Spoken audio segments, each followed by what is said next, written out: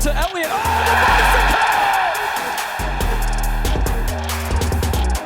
The shot! Bedoya with a goal! 1-0 Union!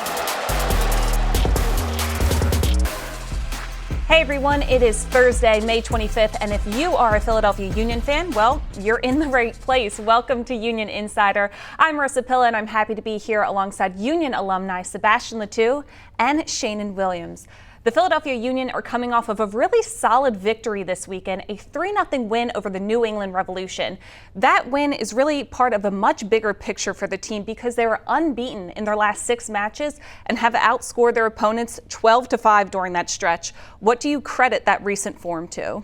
I will say, like, for me, it's a change of the formation, playing in a 3-5-2. I think it really fits the team very well with the personnel they have. I think we saw Damian Lowe, stepping really in a great role, being, one of the 3 in the back. And I think, the balance in the team, having Baizo and Wagner being able to go more forward, which we know is always like a big thing for the team to be able to score goals, and the balance in the midfield with Flack and Martinez, who can really win the second ball. It's not too much space in the middle for one man to run, and I think they really play well, very well together. So I think all of this make now the team more confident, giving up less goal, and be able to be on a 6-game streak, with no loss. And this formation also gives an opportunity for different personnel and get a lot of talent on the field. But for you, what stood out? Yeah, it's just been the consistency over the last couple games. They have 2 shutouts in their last 2 games, so they're doing a good job on the defensive side. They've also been able to score some goals. They had 3 in the last game, Gazdag with 2, so you're starting to see some guys really get into form and start to play more consistently as they've gone into having more games here. Now it's time to take a closer look at that match against the Revolution. After a 0-0 draw against DC on Wednesday night, the Union were back at home on Saturday to take on a New England team that at the time sat 2nd in the Eastern Conference. Here's how it all went down at Subaru Park. Rivalry game at home, right? These are the ones that bring the best out of you guys, okay? When we get together with New England, it always comes down to one play. Every game is tight, right? It's small margins, it's being intense and focused for 90 minutes, okay? Last time out, we were great as a team defensively. We were great collectively as a group defensively to keep a 0. Now we have to add the attacking part, okay? As a team, that's all 11 guys wanting the ball, all 11 guys trusting the first thing they see and playing forward. Last thing for me, have fun, guys, right? This group is at their best when we're having fun, and we're relentless, and we make a mistake, we get up and we go again. But that's what it has to be for 90 minutes tonight to get a result. Let's go. You guys here, let's bring the energy from the open whistle. Let's jump for these guys, give them no chance to breathe. Get in their faces, if we get 3 points, no matter what. All right, come on. Let's go. Come on, win on 3. 1, 2, 3. Win! Always a cry for Sheanon when he takes the strike on, and Martinez with 4 with him in the attack. Clipped in towards Julian Carranza, save from Petrovic. The header going across him, but Petrovic, as ever, up to the task. 3 of the most productive, really, as Martinez fouled there by Blessing. It is a yellow card is shown towards Latif Blessing. Deserved yellow card, but you see Flock afterwards just saying to Martinez, keep your cool, don't get yourself involved in any sort of physicality. And Gazdag available in the area, takes the strike on, and it's off the inside of the post, and it's the opening goal. Finally, the breakthrough at Subaru Park. Daniel Gazdag, his 5th of the year, and it's 1-0 Philly. Bent in towards Uwa. Nice first touch, now trying to get beyond Farrell. He goes over after the snapping challenge penalty. And the Union will have the chance to go 2-0 up from the spot. Uwa got him beyond Farrell. Strong taker against a strong keeper. Here's Daniel Gazdag sending Petrovic the wrong way. Gazdag's got a brace, and Philadelphia are 2-0 up. Creates a space on the inside. Martinez now warding off Renix. By the corner flag. Flicking it off of Renix. Corner to Philadelphia. Cheeky bit of play there, and he gives the knowing smile. yeah, smiles it. Martinez controlling ahead of Noel Buck. Martinez now getting beyond him. Can try and find the pullback for Daniel Gazdag. Flick for Carranza, who sails it into that supporter stand. 3 Union attackers flying at him. Donovan back towards Carranza! The exclamation point on a Philadelphia Union home win. They might not have had a ton of rest, but they get 3 goals and they get the 3 points. Beating second place New England Revolution by 3-0, courtesy of a brace from Gazdag and the exclamation point goal from Carranza. It finishes Philadelphia 3, New England 0. With that result, the Union are now winners of 4 of their last 5 matches and have recorded 2 straight shutouts. In his post-game press conference, head coach Jim Curtin said he told the Union, when you do the simple things perfectly, the goals will come. 3 goals came on Saturday night. Where did you see that philosophy most in effect of doing the simple things perfectly? I think it's just playing simple when they win the ball, not always trying to give the assist right away or trying to find the 3 guy on top. Just play the simple pass, a little movement, and then be available to get the ball back. But I think defensively, it's the most important for them. We all know their success. Arrived last year being the best team. Defensively, the best defense. So if they kind of get this first and know that okay, it's going to be very hard to score a goal against them, then we always know the goal will come. Like Jim said, it's we have big weapon offensively with Ura, Gazdag, Carranza, who can really make the difference, just the 3 of them, and he showed on Saturday. Right, when you take things back down to basics, it opens things up to be a little more creative in the final third. And as we said, the Union played in a 3-5-2 on Saturday. This is the second time in their last 3 matches they played in that formation. Both those times they won the match. Why does that formation play so well to this team's strengths? I think it just plays to their strengths because of their personnel right now. You're seeing that the best 3 center backs are on the field. It lets their fullbacks get a little bit further up the field. It has their 2 6s really in the middle of the park to win balls. So it's matching up with the personnel that the Union are using right now, and it's been advantageous to the Union. So hopefully they'll stay with it, especially in this short term until they get some players back from national team duties and other things. But I like the formation because of the personnel they have. New England had to play the majority of their match without their best player, midfielder Carles Heel, went out in the 35th minute when the game was scoreless with an injury. Who did that have more of an effect on? New England not being able to score or the Union being able to take advantage? I feel it's New England not able to score just because the impact this player have of New England. You can see that as soon as they got injured, the team was very different and they don't play the same. I feel it's kind of like the Union losing maybe a Gazdag at the beginning of the game, and they are kind of lost offensively and don't really know which way they have to go to score the goal. So it was a huge help for the Union. I think they got less scared to get the offense of New England attacking them, and they were able to play, I think, with more, less pressure to be able to pass the ball to each other, and then knowing that where Carlos Hill was not on the field, it was not something that they have to look to be able to mark him at all time. It's time now for our first team report presented by Green Mountain Energy. After a tough rivalry week that saw the Union gain 4 points across 2 matches at home, Philly is back on the road this weekend, but they're not going too far, just traveling right up I-95 to Citi Field to take on NYCFC for the first time since last year's Eastern Conference Finals.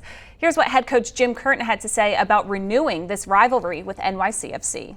Yeah, look, I think that we saw this 5-game block as an important stage in the season. Finishing up some competitions, in particular the Champions League, and having a good response off of that. So to go 4-0-1, the players really stepped up. I think you saw some improvements, not just with the attacking play and getting plays right in transition, but you saw some real improvements defensively. And I always like to keep clean sheets. That's the sign of a good team, and our foundation will always be our team defending. So happy with where the group is at now, but now we have to start a new 5-game block and try and keep that momentum going.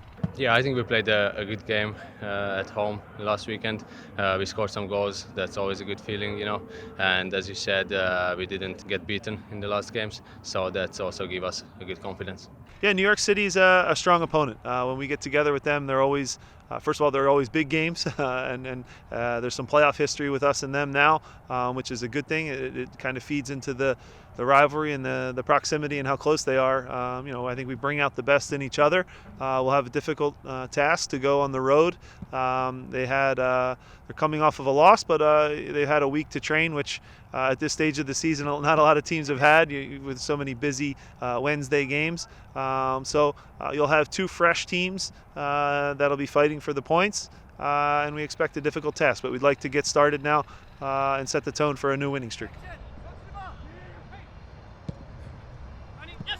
NYCFC are unbeaten so far at home this year, but winless in their last 5. How would you assess where this New York team is right now, Sheanon?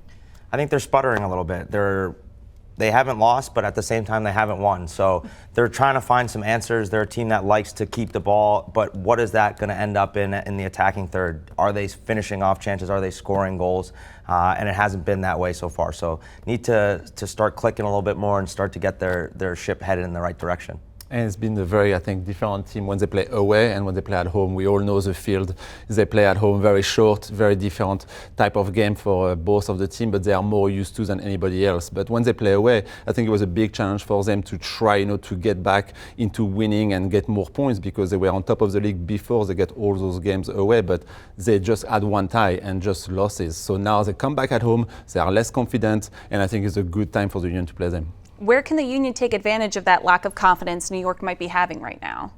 We talked about New York liking to have a lot of possession of the ball. The Union can do a good job of making sure they put real pressure on them and then looking to counterattack from there. We know this is a heated history between New York and Philly. These games always tend to be a little physical. How much of a conversation is that for the Union heading into a match where you know that these games can be a little chippy? It can be really chippy, and it's a big battle in the midfield, I think. The second ball are going to be very important. So the fact that they were very good playing a 3-5-2, having Flack and Martinez, who can be very huge in this game to kind of try to beat, Parks and Sand, who are like the two center midfield for New York, is going to be, I think, a big battle. But like you say, you can see always like late foul, maybe a late goal in the game. But it's a big battle, and it's kind of a derby when we were, last week in all the derby match.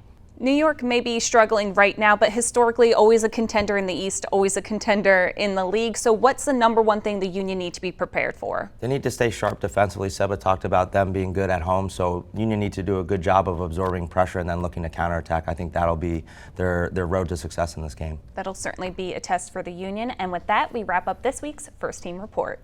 We're stepping away for a bit, but first, let's take a look at This Week in Union History presented by Premier Orthopedics. This week in 2000, Union forward Julian Carranza is born. The Argentina native has enjoyed success ever since coming to the Union prior to last season, tallying 19 goals and 12 assists in 43 games played for the Boys in Blue. We are back with Throwback Thursday presented by United Concordia. The last time these two teams met was on October 30th, 2022. The Union defeated NYCFC by a score of 3-1, advancing to their first MLS Cup final in team history. Hey everyone, welcome back to Union Insider. I'm Marisa, that's Seba, and that's Sheanon. And as the Union head up to Queens to face NYCFC this weekend, I'm going to ask these two to hand over their keys to the game, as always, presented by Subaru. Seba, your key. So I'm going with keep the high pressure, like we just say. It's a small field over there. We all been seeing, the team playing and having success when they press. We know that the New York City FC always try to start from the back. They play short in every goal kick. They want, to be the team who play, from the back, playing short. So if we do a good job putting some pressure, but at the same time, when we decide to kind of wait for them to keep the line very tight, because we have players like Magno, like Rodriguez, like Ferreira, who want the ball, find those pockets to be able to turn and then go at the defense. So starting with the high pressure, but then keeping the line tight will be very important for the team. Sheanon, your key? My key to the game is going to be to clean up the final pass in the attacking third. I think the Union are doing a good job to not only win the ball back, also play forward. I think they've just been a little bit off when it comes to that final pass. I know we saw 3 goals over the weekend, but I think that they're missing even more opportunities to be even more dangerous. So if they clean up a little bit of those passes in between the lines and in that final third, I think they can create even more chances. Is that a matter of keeping things more simple with that final third pass? It's just about being on the same page. I think sometimes, guys are making runs and it's just a little bit behind or make the wrong pass at the wrong time. So again, I think that comes with time and you're starting to see it click a little bit more, especially with the front three, and it'll just take some time to continue to develop. Let's now take a look at some of the action from Matchday 13 and MLS Around the League presented by Torque. Jesus Moreno scored in the 67th minute in a back-and-forth affair between FC Cincinnati and Columbus Crew, which proved to be the final tally in a 3-2 win at home for the Supporters Shield leaders. And finally, Hani Mukhtar buried this penalty kick in the 93rd minute to lift Nashville SC over Charlotte FC by a final score of 2-1. Up next, an important piece of the team's offensive puzzle gets the spotlight in this week's player profile, as we discuss what Saturday's brace means for Daniel Gazdag's confidence going forward. That and more when Union Insider returns. Time for this week's Chick-fil-A Nugget of the Week. With his brace against New England, Daniel Gazdag now has 5 multi-goal games with the Union, tied with Connor Casey for second in club history. Only Sebastian Letou has more with 6. Welcome back to Union Insider. I'm Marisa Pilla. It's time now for this week's player profile presented by Subaru. Although Daniel Gazdag scored twice on Saturday night, his first was arguably his most important of the season. After all, it was his first goal in the run of play. Gazdag leads the Union with 6 goals this season, and after the match said how good it felt to finally score a goal somewhere other than the penalty spot. Seba, as a striker, what does it do for your confidence to break a pattern like the one Gazdag was on? I mean, it does so much. I agree with him, 100%, that the confidence is so much now higher for him, coming out of an MVP season for the Union. Everybody wanted him to score the goals, and of course he got all those PK, which is difficult to do, but scoring this beautiful goal, a nice shot outside of the box, placing it, it's not easy, but I love the fact that he was not looking to do a pass and he went straight for the goal and scored this beautiful goal. So hopefully now the confidence, the weight on his shoulder is off. He can, keep attacking more, maybe not always looking for a pass, but when he's like 20, 25 yards away, take some shots and be able to score more goals for the team. Take a bit of a breath, play with a little more freedom. What more do you want to see out of Gazdag? Just to continue his play from the last game. I thought in the last game against New England, he was a lot more assertive and getting on the ball and trying to dictate the play of the game, and that makes him a good player, and that helps the team, especially in the attacking third. We know how special he is in the attacking third and the things that he can do, and he's just got to make sure that in every game he's getting on the ball and being a big part of and a major role in the group and what the group does in the attacking third. Yeah, and I think the fact that you play now with 3 in the back, it gives a bit less running for him, because when you are, in a diamond, Gazdag do a lot of work defensively. So having, now being 4 in the midfield, he may be running a little bit less, but saving his leg to when he got the ball, now he can be more lucid, be able to find the right pass, and sometimes, be able to get some strike on goal like he just did. With May being Asian American and Pacific Islander Month, Quinn Sullivan decided to connect with his roots and celebrate his Bangladeshi heritage at a local restaurant. Here's a preview of how it went. My name is Quinn Sullivan in honor of Asian American Pacific Islander Heritage Month. I'm here at Labongo Kebab and Cafe to learn more about my Bangladeshi heritage and eat some good food. Now, where'd you grow up in Bangladesh? We live in Dhaka. In Dhaka? It's the capital of Dhaka. Yeah. My family is also from Dhaka. My nanny came to University of Pennsylvania to get her PhD. She also worked for the United Nations as a representative for Bangladesh. I need to learn more about my Bangladeshi heritage. I didn't know there were that many people of Bangladesh. It is a lot of people. Like, every year we have Bangladeshi parade. We block all in the Upper Devi Township, and we have a festival. Is almost 20,000 people in that festival. Now, which one do I want to try next? This is goat. It's goat? Yes. You like goat? I don't know. We're gonna find out if I like goat. Right. Yes. And so you guys are brand new, huh? You guys just opened. Yeah, we opened on this year on 27th. Recently did an article with someone of Bangladeshi descent. Through their research, that I was the only active player in MLS of Bangladeshi descent. I just can tell, how much soccer means to the community over there, and to be representing, the entire country of Bangladesh in MLS is really special for me, for sure.